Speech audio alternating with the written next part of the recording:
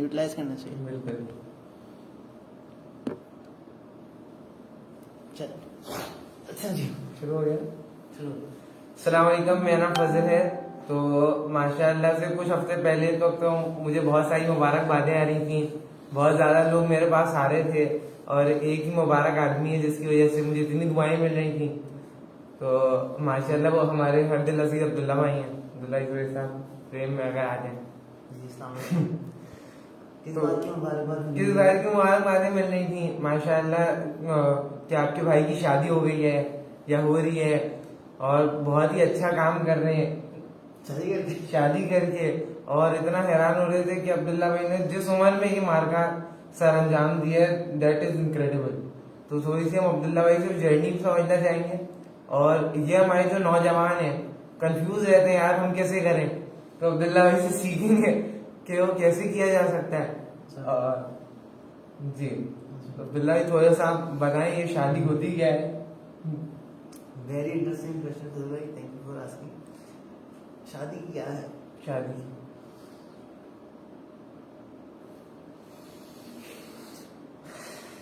फजल भाई शादी उस एग्रीमेंट का नाम है, एग्रीमेंट का नाम है जब दो शख्स नहीं, दो ऑपोजिट जेंडर। जी नहीं, मैं रेसिस्ट नहीं होना चाह रहा। अच्छा रेसिस नहीं सेक्सिस्ट नहीं होना चाह रहा। तो जब दो लोग आपस में एक दूसरे से मोहब्बत करते हैं और अब एक दूसरे के साथ जिंदगी गुजारने के लिए एक दूसरे से कमिटेड होने की दावा करना चाहते हैं, तो मेरे ख्याल से उसको शादी कहते हैं। तो गूगल कर लो। अच्छा बस तो ये शादी है। और अब्दुल्ला भाई से पूछेंगे, अब्दुल्ला भाई ने उस यंग एज में जब 21 कैसे कर लिया भाई सब कुछ, सबको कन्विंस किया, दूसरी पार्टी को भी कन्विंस कैसे किया। माशाल्लाह बहुत सारे लोग हैं वो तो 30s में भी कोशिश ही में लगे होते हैं। तो अब्दुल्ला भाई उस पर थोड़ी सी अगर रोशनी डाली जाए। तो सवाल ये है कि कैसे कर ली? कैसे कर ली भाई? कैसे कर ली? अच्छा तो मैं क्या कहूँगा, जवाब दूँ या स्टोरी सुनाऊँ? क्या अच्छा कैसे कर? तो स्टार्ट ऐसे करूँगा कि भाई जैसे करते हैं वैसे ही करिए। निकाह नामा साइन किया है, मस्जिद में गए हैं, निकाह पढ़ाया मौलवी साहब ने, कबूल है बोले, शादी हुई। मैं आपको बताऊं बड़ी जानदार आवाज थी कबूले की। मैंने कहा माइक पे बोल रहे हैं तो सारे लोग सबको सुनाई देना चाहिए। तो मेरा निकाह हुआ फैसल मस्जिद में कुछ 1 महीने पहले। आज एग्जैक्टली 1 महीना हो गया, उसी की मुबारकबाद। अच्छा 1 महीना हो गया और फैसल मस्जिद में निकाह था। मेरा ख्याल है कुछ 200-250 बंदा मिला है उसे, और मैं बता नहीं सकता कि कितना ओवरवेलमिंग था। बाकी कैसे हुई? हुआ कुछ ऐसे कि अबू को बड़ा शौक है कि सही काम किया जाए या वो काम किया जाए सही लगता है, बगैर इस चीज़ को प्रायोरिटी दी है कि लोग क्या कहेंगे, क्योंकि लोगों का काम है कहना, कुछ तो कहेंगे ना लोग। गाना थोड़ा आगे पीछे हो गया, पूरा गाना हो गया, गाना ऑफ हो गया, छोड़ो बेकार की बातें। लंबा हो जाएगा, उसकी अगली लाइन नहीं बोलूंगा मैं। चलो मुझे आती भी नहीं है। बहरहाल तो बात होती थी कि हम सबका हाँ एक साहब से मिले हम, बड़े अजीम साहब हैं और उनका नाम भी अजीम है, और उन्होंने माशाल्लाह से बहुत एक्सट्रावेगेंट जिसको बोलते हैं, बहुत ही अमेजिंग लाइफ गुजारते। ठीक है, तो उन्होंने हमें तजवीज़ की कि बच्चों की ना शादी निकाह अर्ली उम्र में कर देना चाहिए। ठीक है, तो उन्होंने एक फिलॉसफी समझाई इसकी क्या वजह। बड़ी लंबी कहानी थी तो उसका राउंड ऑफ में बताता हूँ। ये था कि जो मर्द होता है उसको अपनी ज़िंदगी के हर स्टेज पे एक औरत साथ चाहिए होती है। जब हम छोटे होते हैं तो हमारी माँ होती है, और जैसे जैसे हम बड़े होते जाते हैं वैसे वैसे हम अपनी माँ से एक एक एक तरीके से दूर होते जाते हैं। ठीक है। जब जब बालक हो जाते हैं तो हार्मोन्स की वजह से हम झिल्लाते हैं, हम चेंज होने लगता है, और हम होता है कि हम अम्मी ऐसे क्यों कर रही हैं, क्यों हमें परेशान कर रही हैं, छोड़ दें। तो कमेंट आएगा, आवाज़ नहीं आ रही।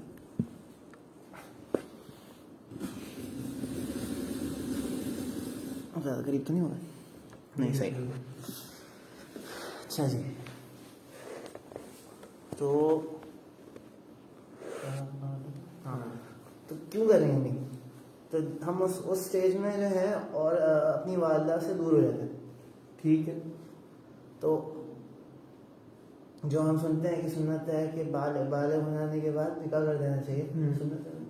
एक कोई रिवायत कुछ है कि बालग हो जाए तो शादी कर दो बच्चों की। तो उन्होंने क्या समझाया कि मुझे उनका ही कहना था कि जब माँ से दूर हो रहा है लड़का तो उसका निकाह हो जाएगा, तो एक औरत होगी उसकी ज़िंदगी में, उस औरत के करीब हो जाएगा। आज के दिन में जब हम दूर हो जाते हैं माँ से, एक स्टेज होता है कि हम अपनी माँ से दूर हो जाते हैं। अगर हम बच्चे 27 साल की उम्र में जाके सोचते हैं शादी करने का, तो हम कंसिडर ही तब कर रहे हैं जब ऑलरेडी 10 साल गुजर चुके हैं, हमारे अपनी माँ से थोड़ी दूरी हो गई है। हमें स्टेबल रखती है हमारी माँ। उस स्टेज के बाद वो स्टेबल इतना नहीं रख पाती जितना वो पहले पा रही होती हैं। बात का ये वो था पॉइंट कि वो 10 साल में जाएगा, हम आउट ऑफ बैलेंस हो गए। और एक अपॉर्चुनिटी जो हमारे पास होती है कि एक हमारा साथी हो, वो हमें गाइड करे, वो खुद हमसे गाइड हो, एक बेस्ट फ्रेंड, या फिर जैसे अबू कहते हैं हलाल गर्लफ्रेंड। तो ये हलाल गर्लफ्रेंड एक बहुत ही वो थी, वक्त की जरूरत एक टर्म है जो अबू बड़ा यूज़ करता है कि हलाल गर्लफ्रेंड होनी चाहिए। तो उनको बड़ा जोश चढ़ा कि ना इसका निकाह करा दो। अच्छा। तो मैंने कहा कि ठीक है, अच्छा, ठीक है, इंटरेस्टिंग।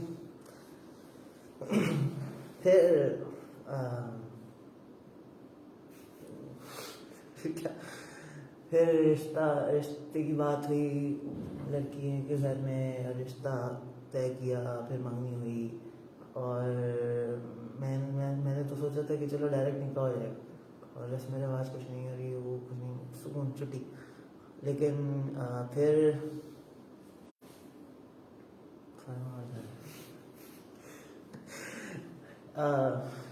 क्या नाम, रस्म रिवाज कुछ नहीं, फिर मंगनी हुई,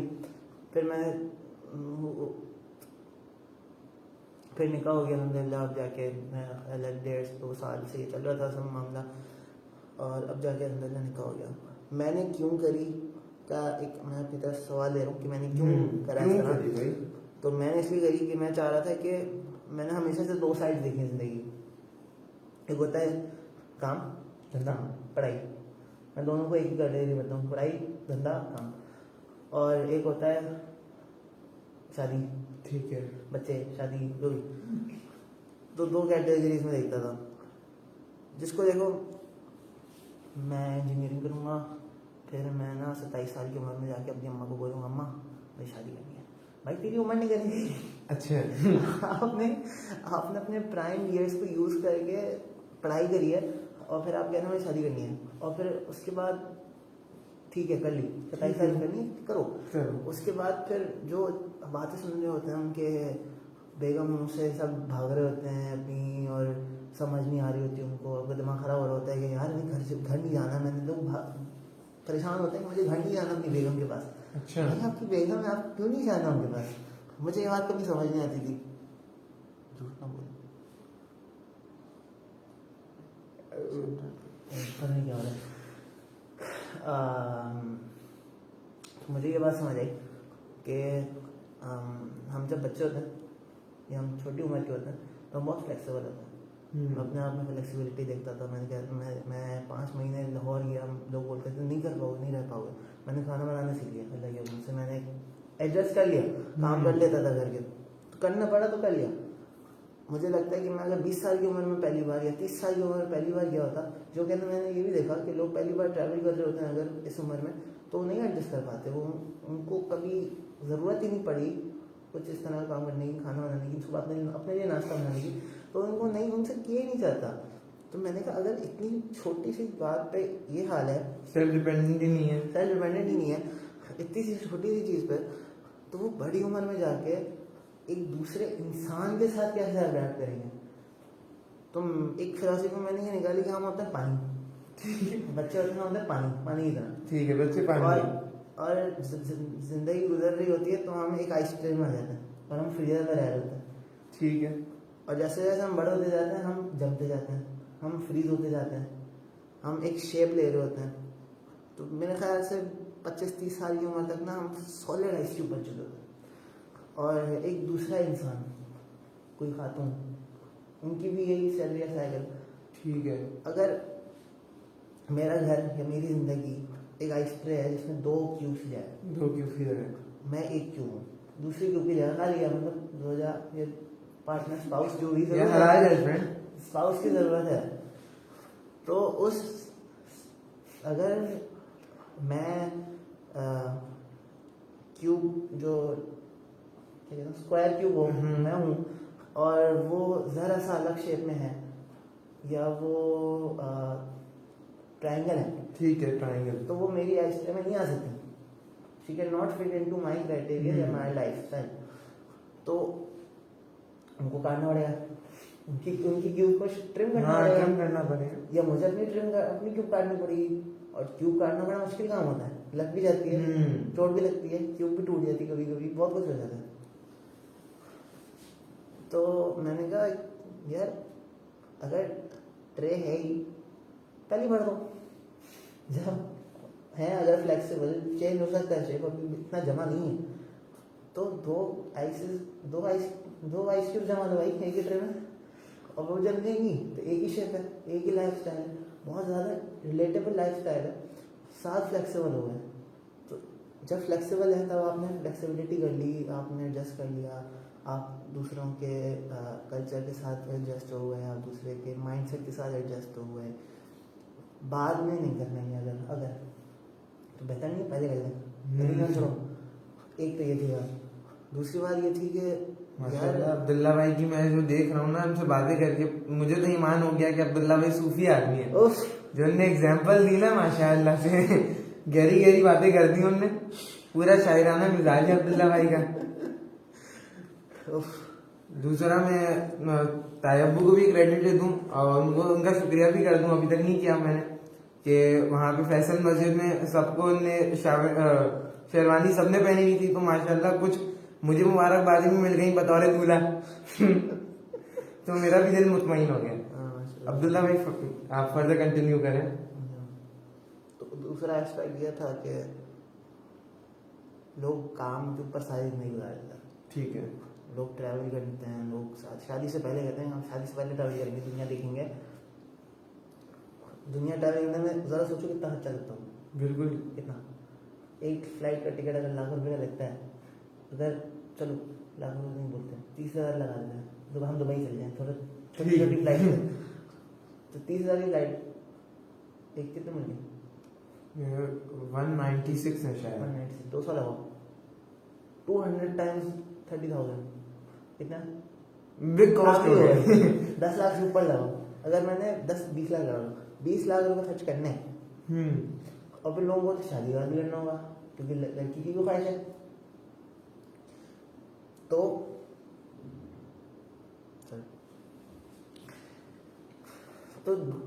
और सब कॉस्ट बढ़ गई। आपने 20 लाख पहले लगाए, बाद में 40 और 60 लाख रुपए ट्रैवलिंग में लगा दिया आपने, और फिर जो आपने एक्सपीरियंस कर लिया। लोग अगर कोई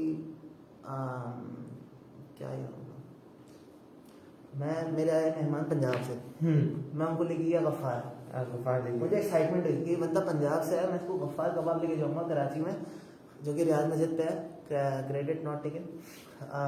उनको वहाँ के कबाब खिलाऊंगा क्योंकि वो इतना शानदार खाना होता है। तो मुझे इस बात की एक्साइटमेंट है और मुझे पता वो एंजॉय करेंगे। लेकिन फिर फजल भाई हैं, मैं बोलूँ यार फजल भाई तो खाएगा, इतनी एक्साइटमेंट नहीं हो रही। हाँ। फजल भाई बोले खाना है, चलो हाँ सही है खा लेंगे।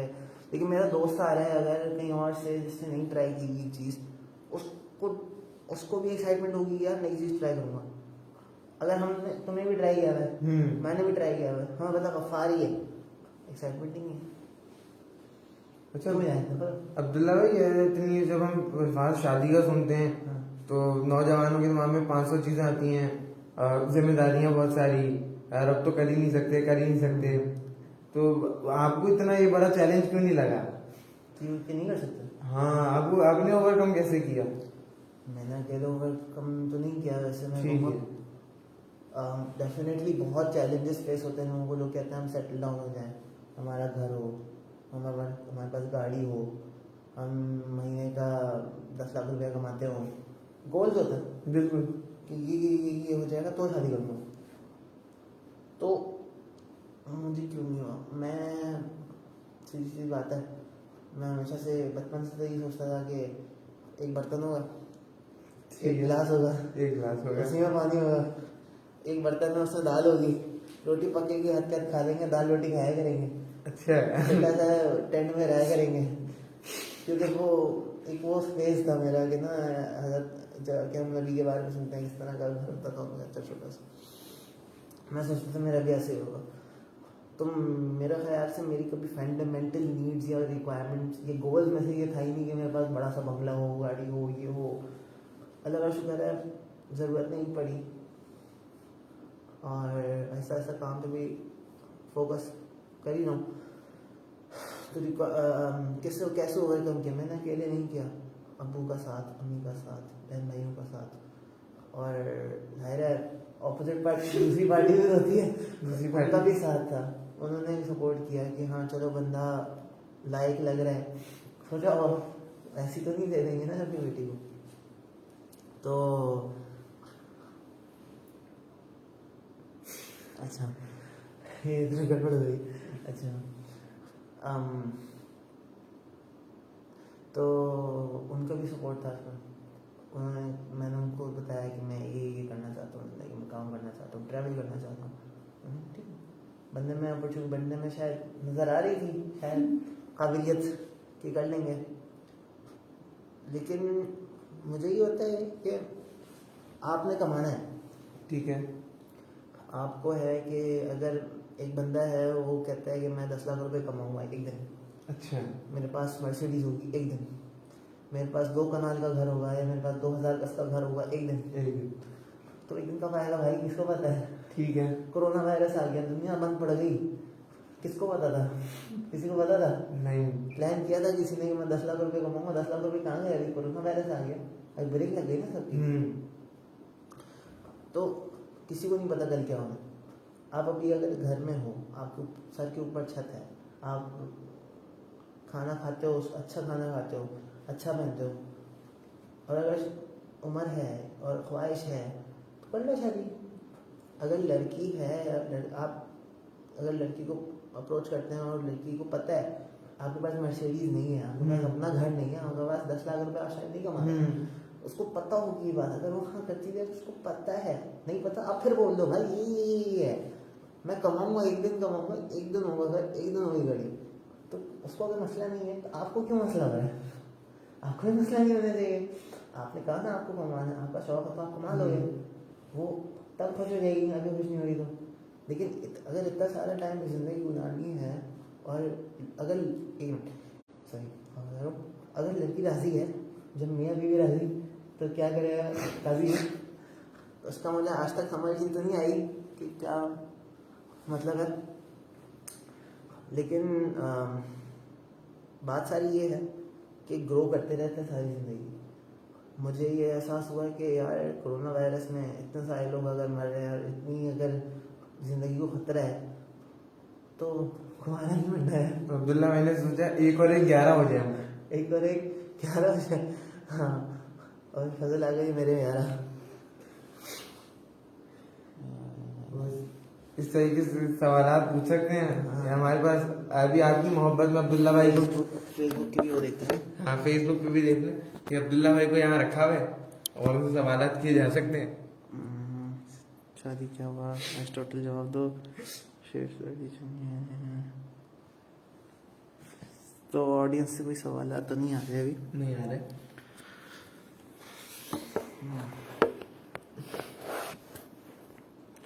लड़की कैसे राजी करें अब्दुल्ला भाई? ये बड़ा मुश्किल सवाल है। ये तो आपके ऊपर है, आप किस तरह के हैं कि लड़की मान जाए, और लड़की भी ऐसे हो कि आपको पसंद करे।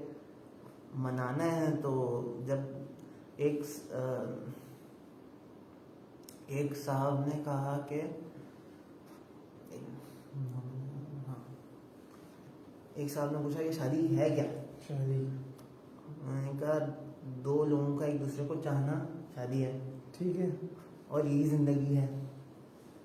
तो अगर दो लोग एक दूसरे को, अगर मैं फजल भाई को चाहता हूँ, फजल भाई मेरे जिगरी दोस्त हैं, तो मैं जानता हूँ फजल भाई है कौन। ठीक है। मैं जानता हूँ फजल भाई किस तरह के इंसान हैं, कितने ग्रेट हैं, कितने अमेजिंग हैं। तो मैंने ये फैसला किया भाई फजल भाई ग्रेट हैं, मैंने इनके साथ दोस्ती रखनी है, मैंने इनको इतना जिगरी दोस्त बनाना है। तो अगर आपने आपने अपने आप को प्रेजेंट करना है, आपने अपनी पर्सनैलिटी इस तरह की रखनी है कि सामने वाला क्यों खुश होगा लोग। मुझे तो ये लगता है भाई फजल भाई अगर कोई बंदा सिविक लाएगा, हाँ, तो क्या होगा? क्या होगा? आप देखेंगे सिविक? नहीं नहीं, मतलब सिविक इस तरह होगा। मतलब थोड़ा सा आप सड़क पे चल रहे हैं, ठीक है, और साथ से गुजरती है आलीशान गाड़ी, ठीक है, तो आप मोड़ के देखेंगे? एक बार तो देखेंगे ना, तो अट्रैक्टिव चीज़ है, देखेंगे। तो अट्रैक्ट करने के लिए कुछ हो तो बंदा देखता है। अगर आपकी पर्सनैलिटी ऐसी है, अगर फजल भाई को मेरे अंदर कुछ नज़र आता है, मेरे अंदर कोई सलाहियत नज़र आती है बात करने की, तो फजल भाई ने मुझे पकड़ के कहा कि अब्दुल्ला भाई पॉडकास्ट करना आपके साथ। अगर मुझे फजल भाई के इतने अजीम जहन नज़र आता है, इतनी प्यारी प्यारी बातें नज़र आती हैं, तो मैंने फजल भाई को कहा फजल भाई ज़रूर पॉडकास्ट करते हैं। तो आप भी अपने अंदर कोई ऐसी खूबी पैदा करें कि नज़र आए ना खूबी किसी को भाई। एक तो खूबी होनी चाहिए, खूबी होनी चाहिए, ठीक है, और अपने अंदर कॉन्फिडेंस होना चाहिए। लोग कहते हैं कि भाई फेक करो, fake it till you make it. फंस जाऊँगा सिर्फ में, मैं भी फंस जाऊँगा। तो सिर्फ में फंस गया तो फंस गया भाई, हंसी तो फंसी, मूवी है ना, ठीक है। तो फिर मैं अब अगला सवाल क्या होना चाहिए? और कोई सवाल? पहली नजर इज अलाउड, तो बंदा से ले रहे हैं तो मैं पढ़ जाऊंगी। फजल को नहीं पटाना भाई, नहीं पटा रहे।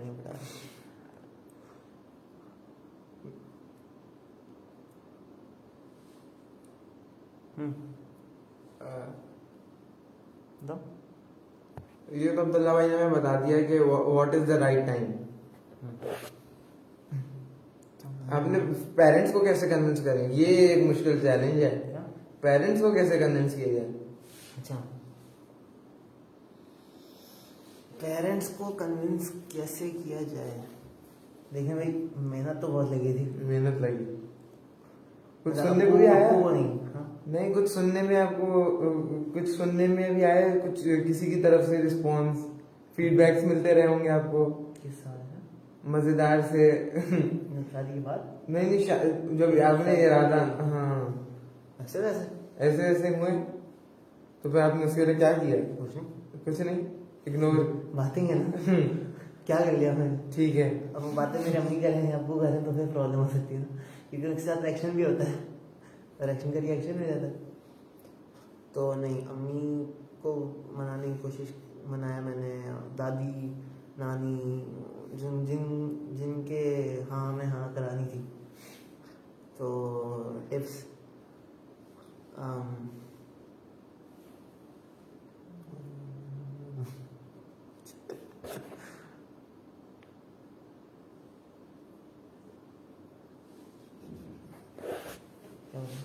मुझे बताया था कि पेरेंट्स को कैसे कन्विंस किया जाए।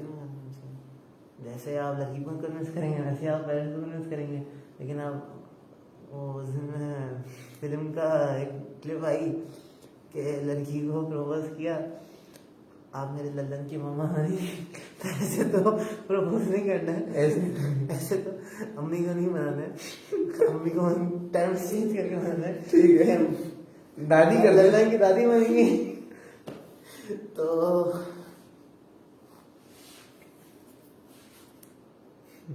हाँ, तो अम्मी को नेच कर लिया, अल्लाह के हुक्म से बात आगे बढ़ी। और जो सर जी का भी बड़ा हुआ है सपोर्ट, क्योंकि मैं कहा कि नहीं मतलब मैं तो नहीं मानता कि अच्छा। मुझे लगता था कि लड़की की तरफ से नहीं तो लड़की की घर की तरफ से ये रिक्वायरमेंट तो आएगी कि भाई नहीं लड़का क्यों नहीं कमा रहा था, मैंने कमाओ, ठीक है भाई, इतने सारे करोड़ों लोग हैं, अगली लड़की को मूव ऑन करो, उस लड़की के नहीं मान रहे और आगे बढ़े। अच्छा, हमारा एक चाय वाला था, अच्छा फैज, ठीक है। तो एक वो चाय बनाते थे हमारे ऑफिस में। एक दिन अब्बू को मैसेज आया कि आपका ये किसी लड़की थी इटली में तो ये रैंडम मैसेज आया कि आपके यहाँ एक शख्स काम करता है और मैं उससे शादी करना चाहती हूँ, तो मुझे आपका लेटर चाहिए, आप लेटर अप्रूवल के वो आ जाएं या उनको भेजने के लिए उनका सपोर्ट चाहिए था, कुछ था। तो मैंने कहा कौन है, ये लड़का है। अब्बू ने साथ पकड़ लिया, तुम्हें पता है कब तक कमाता है उसकी ये तनख्वाह है। वो लड़की बोल दी है कोई बात नहीं मैं कमा के खिलाऊंगी। तो मतलब अगर ये हाल है कि बंदा हमारे ऑफिस में चाय पकाता है, उसको इटली से लड़की ने बोल दिया कि इटली से लड़की शादी करने के लिए तैयार है, एक वो लड़की काम करके उसको खिलाने के लिए तैयार है, दो, भाई क्या चाहिए। तो फिर ये तो लड़की पटाने की टिप्स तो मुझे लग रहा है फैसल भाई को कल मैं बुलाऊं या वो अभी इटली में पाए जा रहे हैं। नहीं तो भाई नहीं, इसका मैं कुछ नहीं कह सकता। बात यह है कि अगर हम पाकिस्तान में आप रहते हैं या किसी मुल्क में रहते हैं या आपके मोहल्ले में ये रिक्वायरमेंट है लड़की वालों की तरफ से या लड़के वाले की तरफ से कि नहीं लड़का कमाता हो, तो ठीक है भाई, कहीं और ऐसा ढूंढो जहाँ नहीं कमाना चाहिए। एक साहब तो बोलते हैं कि जो लोग जो घराने